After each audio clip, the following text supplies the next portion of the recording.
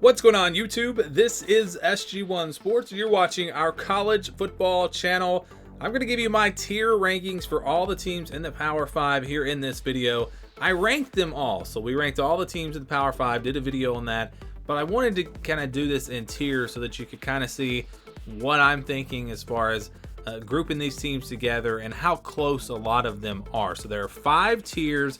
We put them in these tiers and we'll go through and show you starting with the top tier. All right, so here is tier 1. We have 14 teams in tier 1, and these are the 14 teams that I think basically these 14 teams are the ones that I think have a shot to maybe win a national championship this year. And they're not all the same. I mean, I think Georgia and Michigan are going to be better than Utah and Clemson, you know, for example.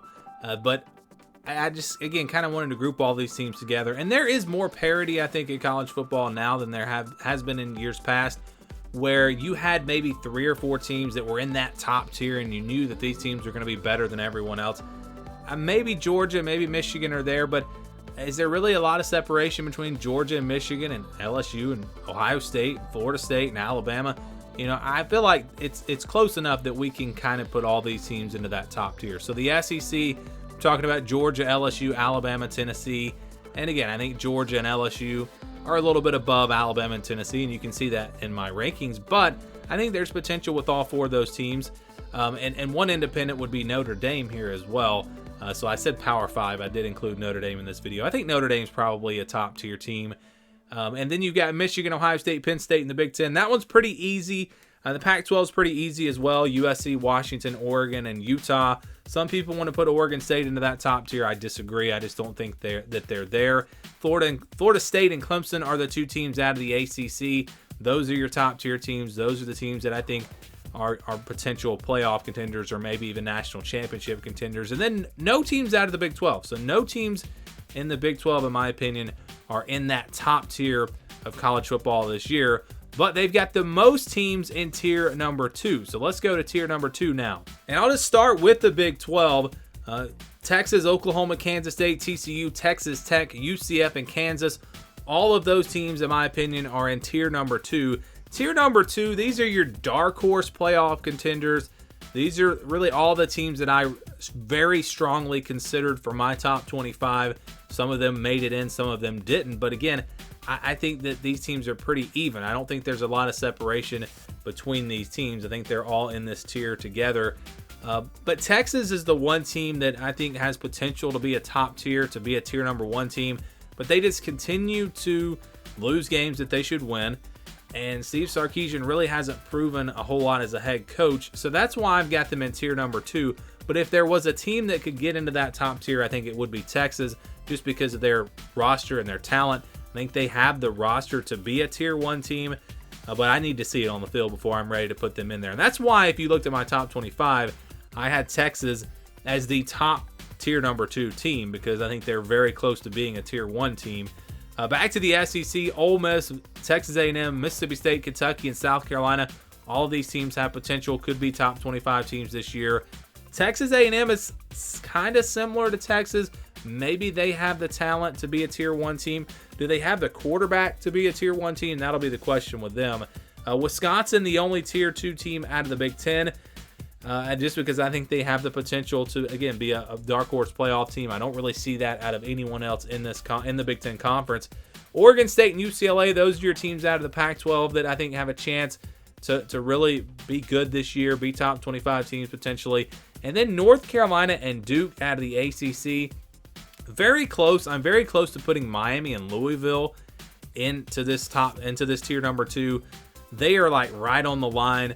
Again, they've added some transfers. If you look at their rosters, I think they have the rosters to be tier 2 teams, but I want to see it on the field. So that's why right now I've got those teams as tier number 3 teams, but I think they have potential to be tier 2 teams. So let's just go ahead and jump into tier number 3 now. And I'll start right there with the ACC, Miami and Louisville, just because I think those are your top teams that have the chance to potentially be tier number 2 teams.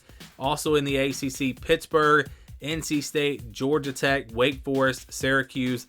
And this is the largest tier. The most teams in college football or in the Power 5 are in this tier. because these are your average teams. These are teams that I think are dark horse top 25 type teams. These are teams that could really go on either side of making a bowl game. These teams, most of them will probably make a bowl game, but some of these teams probably won't. Some of these teams will probably have disappointing seasons.